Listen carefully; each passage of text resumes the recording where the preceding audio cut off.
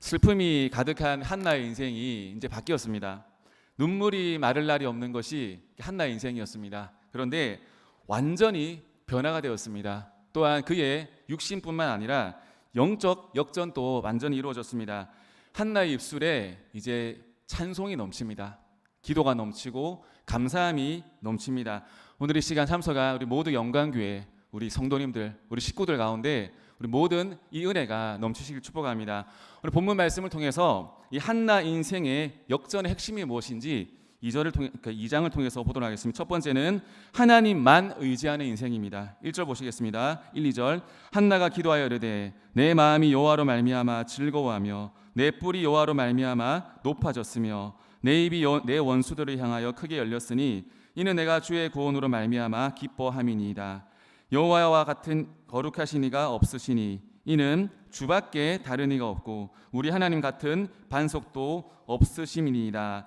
한나의 인생에 완전히 역전이 일어났습니다. 이전에 한나의 인생의 모습은 어땠습니까? 툭하면 우는 인생이었습니다.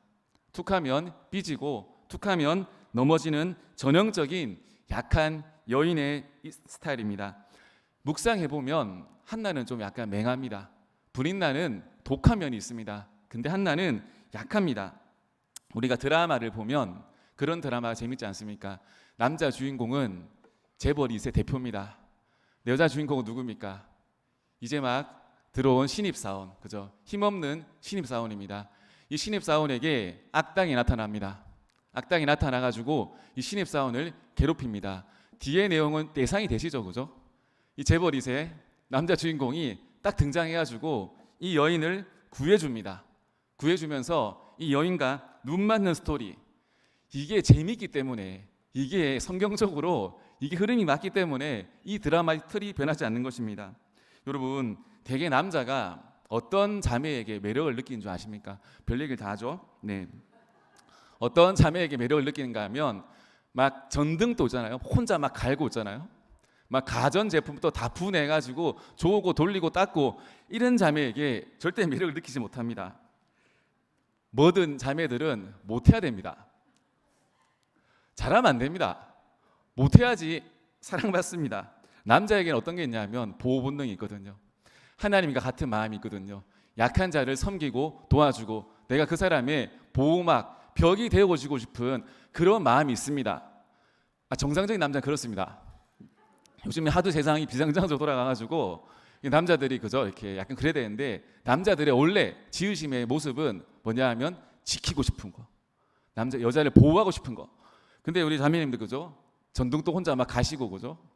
뭐도 하나 부서지면 혼자 안 됩니다. 저희 와이프 얘기하면 죄송한데 저희 와이프는 그 음료수를 먹을 때도 저한테 내밉니다. 이렇게 돌려달라는 거죠. 이게 처음에는 그게 계략인 줄 알았는데 진짜 힘이 없어서 못 돌리는 거더라고요. 근데 뭐가 있냐면 그러면서 이게 저의 그 존재를 이렇게 다시 한번 확인하게 되는 그 기쁨이 넘치게 되었습니다. 여러분, 이런 면에서 사실 한나는 이게 성공이 예상되어 있는 인물입니다. 그죠? 그렇지 않습니까? 약한 자는 하나님께서 들어 올리신다. 사람을 보내든지 본인이 직접 가시든지 들어 올리십니다. 그래서 여러분, 인생을 너무 드세게 사시면 안 됩니다. 너무 드세게 성질 부리면서 뭐 이렇게 눈떠 자매님들 이렇게 눈떠 이렇게 힐끔 그래서 사시면 안 됩니다. 뭐든 지고 못하고 양보하고 그래 살아가야 되는 게 그게 능력 아니겠습니까? 그렇지 않습니까? 이 안 하면 안 하셔도 됩니다. 뭐 성경적인 이야기는 아니기 때문에 뭐든 못해야 됩니다. 그래야 못해야지, 약해야지만 하나님의 능력이 임하게 되는 거죠. 이런 어리버리한 인생, 이게 맹랑한 인생, 이 한나의 인생에 하나님 누구를 붙여주시는가 하면 독한 여자, 대적 분인나를 붙여주십니다. 그리고 이 분인나를 통해서 한나의 인생이 뒤집어집니다. 여러분, 하나님의 자녀에 있어가지고 대적이 있습니다. 그렇지 않습니까? 아무도 없나요? 옆에 계시는 분 대적일 수 있습니다. 예, 대적이 생기거든요. 하나님 대적을 붙여주십니다. 왜 대적을 붙여주시는가 하면 그냥 맹랑하게 멍청하게 그냥 가던 길 걸어가면 어느 길이 정확한 길인지 모르잖아요. 근데 대적을 통해서 진짜 하나님께 다가가고 영적인 눈을 뜨는 계기가 되는 겁니다. 그래서 와, 저 인간 왜 내 옆에 있을까? 왜 하나님이 직장에서, 가정은 빼겠습니다. 어디에서 저런 사람을 내 옆에 붙여주시나? 이게 저주가 아니라 하나님의 놀라운 영적 장치라는 겁니다. 20대 군대를 가고 나니까 군대에서 한 가지 소망이 생겼습니다. 뭐냐 하면 제가 해군 나왔거든요. 매일 바다에 출항해서 추위에 더위에 막 기름 냄새 힘드니까 배가 들어오고 나면 항상 카페를 갔습니다. 누가 제일 부러웠는가 하면 카페 사장님이 제일 부러웠습니다. 제 평생의 꿈이 그때 카페 사장이 되는 게 꿈이었습니다. 근데 그때 몰랐죠. 왜? 세상에 뭐 하나 편한 게 없다는 것을 몰랐습니다. 제 1차적인 눈으로만 내가 지금 너무 힘드니까 나는 여길 벗어나서 새로운 일을 하게 되면 내 인생에 반전이 일어날 거야. 아닙니다. 그렇지 않습니다. 지금 있는 자리에서 내 눈이 바뀌어야 됩니다. 상황 바뀌는 것은 중요한 게 아니에요. 내 눈이 바뀌게 되면 다 바뀌게 됩니다. 제가 군대에 있을 때 또 군대 얘기 또 한 번 해도 될까요? 네. 정말 지독한 선임을 만났습니다. 정말 지독한 선임. 해군에 5대 특이한 사람이 계셨거든요. 5명의 특이한 사람. 전체 한반도 해군에 5명의 특이한 사람. 제가 이 5명 중에 정말 이런 일도 없습니다. 2명을 상관으로 모셨습니다. 평생에 한 명 만나기도 힘든 분을 2명을 모셨어요. 근데 여러분 인생에 애매한 게 뭐냐 하면 갈구시는 분도 자기가 왜 갈구인지 모릅니다. 갈굼 당하는 저도 왜 갈굼 당하는지 모릅니다. 1시간, 2시간, 3시간 제가 3시간 갈굼 당하다가 졸도한 적도 있어요. 3시간 동안 서 있다가 갈굼 들으면 졸도합니다. 근데 지나고 나서 보니까 그때 제가 뭘 했는가 하면 신앙생활 열심히 하다가 군대 갔거든요. 군대에서는 그래도 이렇게 마음속에 면책 특권이 있잖아요. 그죠? 군대 왔으니까 신앙생활 조금 적당히 하다가 하면 되겠지. 그런 말 믿지 않습니다. 남자들이 있거든요. 오히려 군대 가서 믿음이 성장하는 사람도 있지만 군대를 피난처요 도피처요 생각해가지고 느슨하게 생각하는 저 같은 사람도 있었습니다. 근데 대적이 생기다 보니까 정말 간절한 기도 제목이 생겼습니다. 진짜 저 녀석을 어디 보내든지 내가 가야 되든지 정말 그 제목을 놓고 기도했습니다. 진짜 열심히 기도했습니다. 얼마나 기도하고 열심히 했는가 하면 저희 담당 부대장님이 교회 이렇게 열심히 다니는 거 보고 저를 종교 부대 담당관으로 임명해가지고 그 시간만큼은 제가 모든 아이들 데리고 다 군대 갈 수 있게끔 군대가 아니죠? 교회 갈 수 있게끔 만들어 주었습니다. 대적이 우리를 무너뜨리는 생각하거든요. 아닙니다. 대적은 우리를 성장시킵니다. 하나님과 더 가까이 하게 만듭니다. 그래서 여러분 대적을 묵상하면 안 됩니다. 하나님 저 대적을 없애 주시옵소서. 어디 딴 데 보내 주시옵소서. 근데 하나님이 안 보내 주시더라고요. 보통은 1년이면 가거든요. 1년이면 갑니다. 근데 이 사람이 1년 6개월을 버틴 거예요. 하나님이 보내실 때 보내시더라고요. 그래서 뭐가 중요했는가 하면 지나고 나서 그때 내가 그 대적 때문에 참 대적이라니까 혹시 이 설교 들으시는 않겠지만 죄송하네요. 이렇게 참 그것 때문에 그놈 때문에 내가 버텼구나. 그 녀석 때문에 그 자식 때문에 내가 하나님과 더 밀착하게 지낼 수 있었구나. 우리 인생에 역전에 일어나기 위해서는 어떻게 되는가 하면 우리 착각하는 게 있거든요. 내가 좀 더 강해져야지. 내가 좀 더 부지런해야지. 내가 좀 더 성실하게 하면 내 인생에 완전한 뒤집기가 일어난다. 이렇게 생각이 쉽거든요. 아닙니다. 여러분 내 인생에 역전이 일어나기 위해서는 하나님만 바라봐야 돼요. 아멘. 하나님만 의지해야 됩니다. 내 시선과 생각과 모든 상황을 다 제껴두고 하나님만 바라봐야 됩니다. 여러분 내 마음이 여호와로 말미암아 즐거워하며 내 뿔이 여호와로 말미암아 높아졌으며 내 입이 내 원수들을 향하여 크게 열렸으니 이는 내가 주의 구원으로 말미암아 기뻐함이니이다.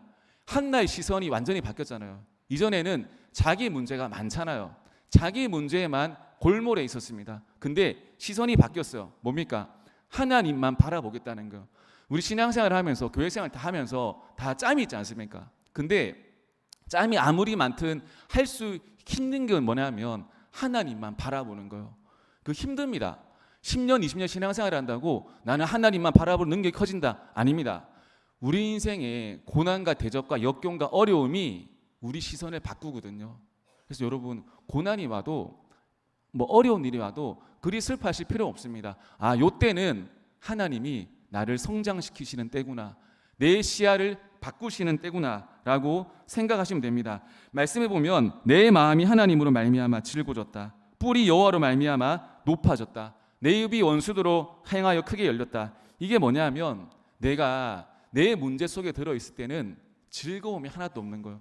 여러분, 지금 인생에 문제 있지 않습니까? 묵상하면 즐겁습니까? 묵상하면 해결이 됩니까? 묵상하면 이게 풀립니까? 해결 안 됩니다. 근데 영적 원리가 뭐냐면 내가 그 문제 가운데서 하나님 안에 있을 때, 인더 가시거든요. 하나님 안에 있을 때 하나님의 눈으로 내 문제를 바라보는 거예요.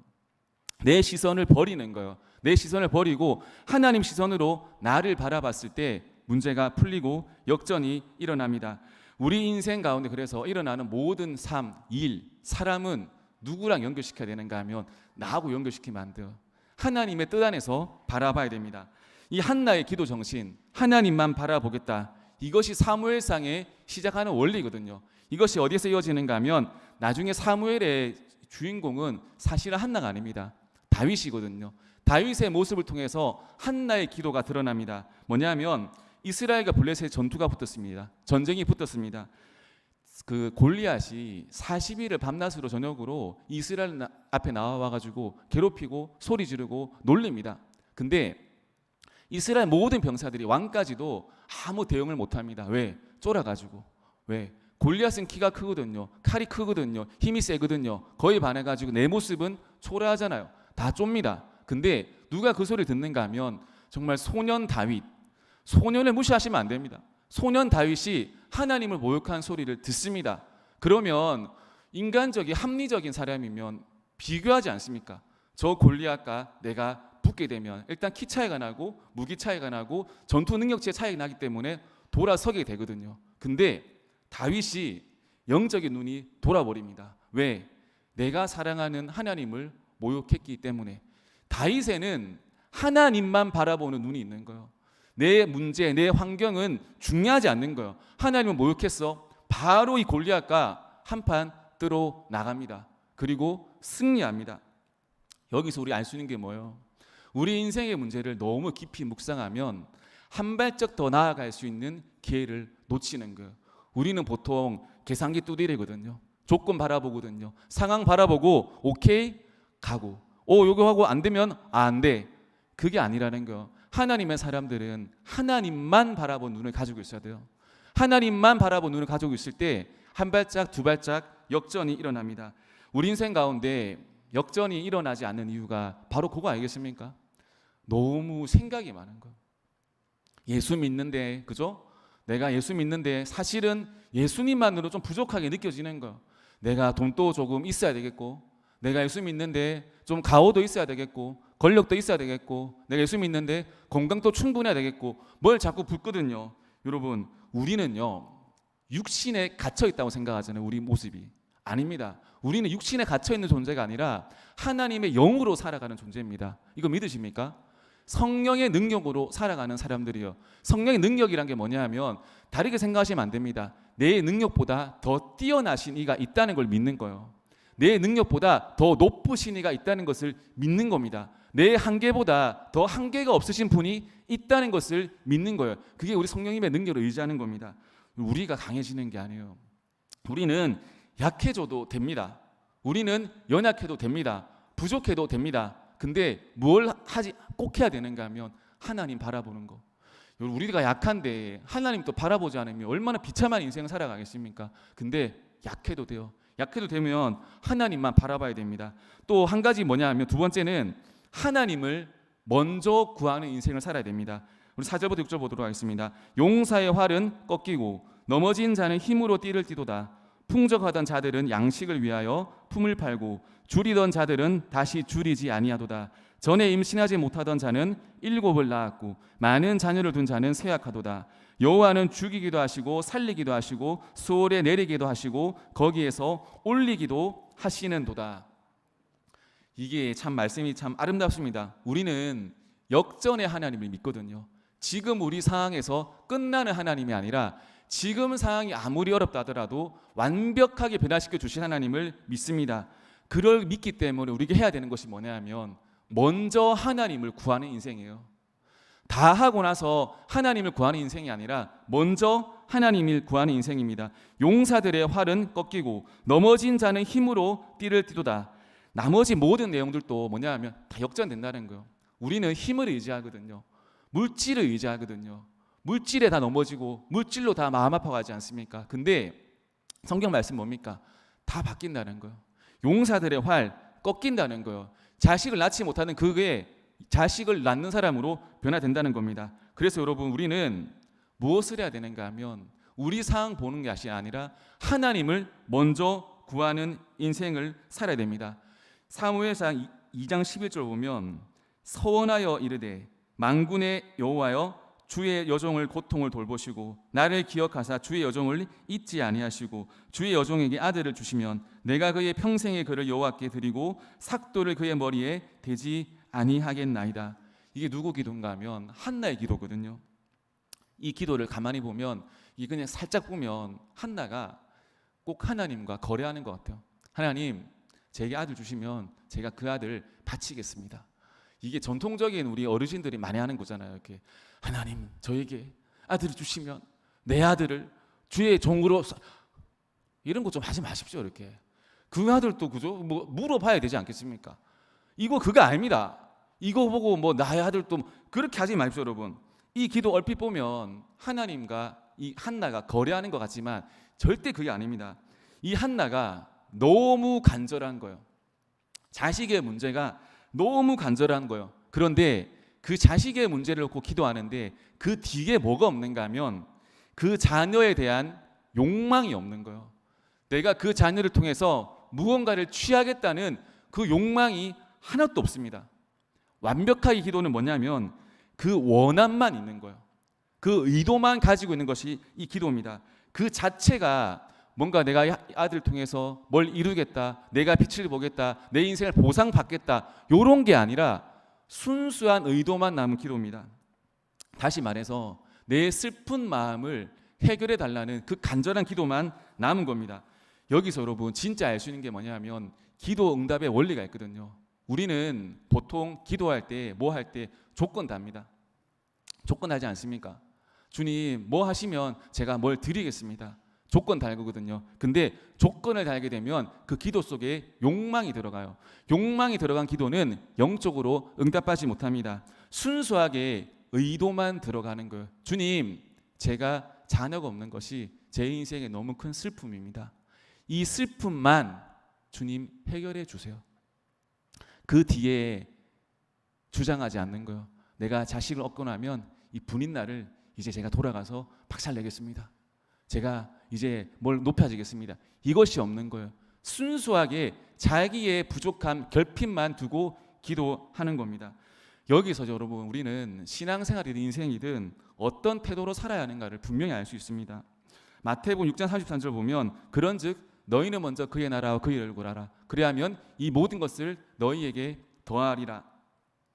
내가 신앙생활 하는 가운데 하나님 아버지 앞에서 내가 남들보다 누구보다 뭐 하나 더 주워 먹고, 그죠? 뭐 하나 더 대접해 받고 그렇게 살겠다는 그 거짓 근성이 아니라, 그 거짓 근성이거든요. 거짓 신앙입니다. 그것이 아니라 철저하게 내가 하나님만 구하는 신앙생활을 하겠다는 거예요. 신앙생활 할 때는 다른 거 들어가면 안 됩니다. 내가 신앙생활을 통해서 내 인생을 뭔가를 높여보겠다, 내가 부유해지겠다, 이것이 목적이 아니라 신앙생활은 내가 순수하게 하나님을 사랑하는 거예요. 순수하게 하나님만 바라보는 거예요. 이거 연애도 그렇지 않습니까? 서로 사랑하는데 뭘 막 바라고 뭘 뭐 이렇게 꼼수를 가지고, 이게 아니지 않습니까? 아닌가요? 순수하게 그 사람만 사랑하는 거 아닙니까? 결혼할 때 제일 큰 조건이 뭡니까, 여러분? 결혼 안 해보셨어요, 아무도? 결혼할 때 조건이 뭐예요? 요즘에 제 마음 아픈 게 뭐냐면 뭐 아파트가 없어서 결혼을 뭐 미루고, 세상에 그런 헛소리 어디 있습니까, 여러분? 사랑이 아닙니까, 여러분? 사랑이 조건 아니에요? 아닌가요, 여러분? 이제 바뀌었나요? 더 이상 저녁에 헤어지기 싫어서 결혼하는 거 아닌가요? 바뀌었습니까, 이제? 이제 아파트 해오고 뭐 해와야지, 혼수해야지 결혼한 거 아니지 않습니까? 제가 결혼할 때, 제가 우리 그 지금 사모 있는데 참 미안하네요. 제가 그랬어요. 여보, 내가 결혼하면 내가 꿈꾸는 게 있다고. 여보 뭐야 하더라고. 나는 원룸에 살고 싶어. 왜? 눈을 떠도 당신을 볼 수 있고 눈을 감아도 당신을 볼 수 있잖아. 제가 결혼 못할 뻔했습니다. 그래서 제가 결혼 못할 뻔했어요. 그래서 그러더라. 전도사님 그건 아닙니다. 그러더라고. 이렇게 그런 결혼하지 않겠다 하더라고. 우리가 이게 신앙생활이든 뭐든 생활에도 몸 조건을 많이 고쳐요. 뭘 해주면 계획이 많은 거예요. 생각이 많은 거예요. 생각 많으면 아무것도 안 됩니다, 여러분. 생각 많으면 될 것도 안 되고 안 될 것도 안 되고 그냥 그 인생은 안 됩니다, 여러분.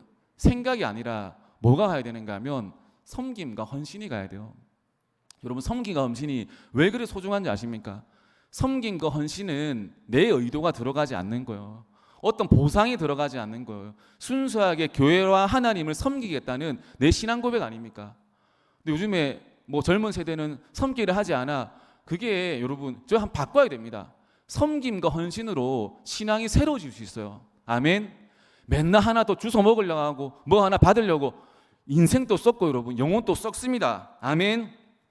아멘 안 하셔도 됩니다. 네, 여러분 그 우리의 그 뇌 과학자 DNA를 연구하는 과학자가 쓴 연구 결과가 뭐냐면 우리의 모든 행동과 생각과 마음이 우리의 DNA에 다 저장이 된대요. 놀랍지 않습니까? 그래서 여러분 우리가 나쁜 행동을 하고 우리가 악한 마음을 품으면 이미 우리는 우리 DNA 속에서 심판을 받는 거예요. 반대로 여러분 순수하게 섬기고 사랑하고 살아가면 그것이 전부 다 우리 DNA 속에 다 입력이 된답니다. 다 저장이 되어 가지고 그것이 언젠가 우리를 통해서 자녀를 통해서 다 나온다고 합니다. 이건 과학적인 연구 결과입니다. 여러분 신앙생활은 주인의식으로 하는 거예요. 내가 이 교회에서 이 공동체에서 뭘 하나 더 얻어갈 수 있을까? 이게 아니라 내가 이 공동체에 왔으면 희생하는 거예요. 섬기는 거예요. 섬김 받으려는 게 아니라 섬기는 거예요. 제가 주변을 둘러봐도 섬기고 희생하는 분들이 얼굴이 빛납니다. 아멘. 섬기는 사람이 얼굴 빛납니다. 반대로 뭐 하나 더 주워 먹으려고 하고 우리 교회는 그런 사람 없습니다. 뭐 하나 더 주워 먹으려고 하고 낯빛부터 얼굴부터 이렇게 막 거무잡잡해가지고 얼굴에 말을 못해서 그렇지 우리 교회는 없습니다. 네. 신앙생활은 여러분 섬기고 희생하는 게 이게 특권이건 특권. 하나님 찬송 예배드리는 거 이게 특권이에요. 이게 의무가 아니라 여러분 이게 특권이면 특권. 신앙생활 할 때 뭘 조심해야 되는가 하면 뭐 교사든 뭐든 뭐 저도 마찬가지겠죠. 뭘 진짜 조심해야 되는가 하면 그 공치사는 마음을 진짜 버려야 됩니다. 그렇지 않습니까? 내가 이 정도 했는데 내가 이만큼 했는데 하나님 보시기에 웃기지 않겠습니까? 하나님 다 줬는데 다 공급해 줬는데 지금까지 살려줬는데 우리 마음속에 그죠? 하나님 마음도 모르고 공치사는 마음. 공치사의 반대말이 뭔지 아십니까? 뭔지 아시나요? 공치사의 반대말은 복을 구하는 인생이에요. 우리는 복을 구해야 돼요. 복을 구하지 않으면 사람이 공치사하게 되어 있습니다. 믿는 우리가 끝까지 붙들어야 할 것이 뭐냐 하면 우리가 육신의 숨을 다하는 날까지 붙들어야 할 게 뭐냐 하면 하나님의 복을 구해야 됩니다. 하나님의 자녀의 인생은 끝까지 복을 구하는 인생입니다. 여러분 힘을 구하는 것이 아니라 복을 구해야 돼요. 은혜를 구하고 복을 구하게 되면 여러분 한 방에 다 정리가 됩니다. 복잡한 인생의 가정이 있지 않습니까? 있습니다. 복잡한 인생의 가정이 있습니다. 학업, 취업, 결혼, 육아 다 있습니다. 근데 이것을 우리 힘으로 하면 안 됩니다. 근데 여러분 누구의 은혜로 해야 되는가 하면 하나님이 주시는 복을 구해야 돼요. 복을. 우리는 착각으로 우리 실력이 커지면 실력을 키우면 되겠지. 근데 여러분 실력을 키운다고 되는 게 아니라 실력보다 더 큰 게 뭐냐 하면 하나님의 은혜고 하나님이 부어주시는 복입니다. 한나가 실력이 있었습니까? 한나 세상에 높았습니까? 그가 할 수 있는 것은 뭐냐 하면 하나님께 붙들린 거거든요. 하나님께 나아가는 거거든요. 근데 하나님께 복을 받으니까 완전히 인생이 역전되지 않습니까? 제 얘기 좀 해도 될까요? 죄송한데 될까요? 제가 첫 사역을 천안에서 했어요. 천안에서 겨울에 천안 죄송합니다. 진짜 정말 춥습니다. 그 충청도인데 그 무시 못할 추위입니다. 근데 제 하수구 시작했습니다. 하숙집 주인 분이 집사님이셨어요. 근데 보일러 크지 않으시는 거예요. 집사님 보일러가 안 들어와요. 고장이 났대요. 근데 저 방은 따뜻한 것 같아요. 내 방엔 불이 안 들어와요. 마음이 너무 힘들더라고요. 또 그때 제가 뭘 안 했는가 하면 나는 전도사니까 나는 학생 전도사니까 나는 새벽기도 안 나가도 되겠다. 요 나쁜 악한 마음 갖고 있었거든요. 악한 마음. 난 새벽기도 빠져도 되겠다. 누가 나한테 뭘 안 하겠지? 누가 뭘 안 하게 하나님 보시는데, 그죠? 근데 새벽기도 빠지니까 두통이 오기 시작하더라고.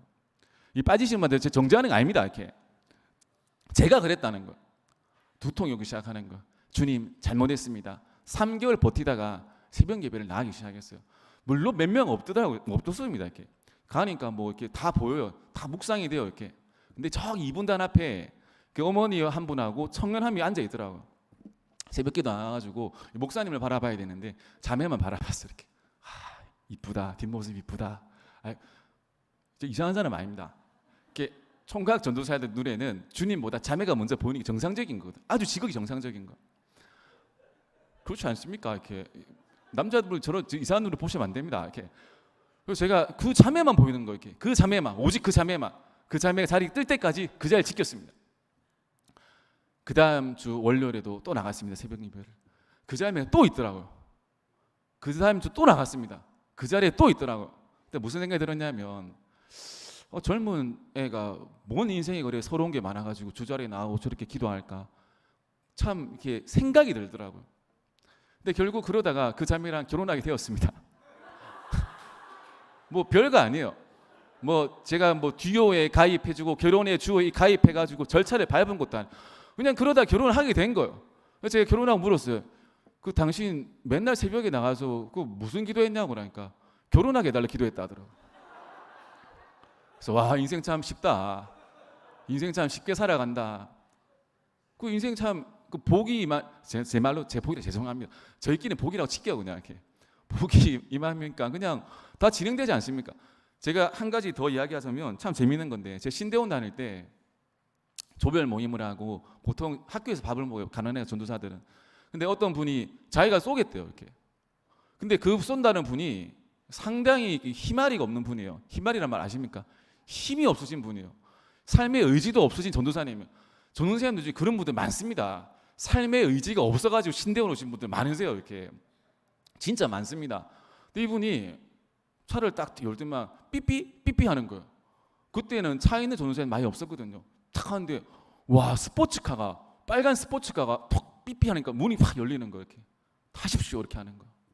3명이 탔거든요. 그 전도사님 포함해가지고 그분 나 또 전도사님 1명 3명 탔는데 이 희마리엄 전도사님이 진짜 희마리가 없어요. 눈부터 다 쳐져 있고 삶에 의욕이 없는 분이에요. 다른 한 분은 누구냐면 막 열정이 막 차올라가지고 내가 이 땅을 변화시키겠다는 거. 그때 당시에 뭐 박영선 목사님이라는 분이 되게 유명하셨거든요. 내가 이 그 목사를 능가할 수 있는 능력이 있는 사람이라고 막 소리 외쳤던 분이에요. 그 형님이. 그게 인생이었거든요.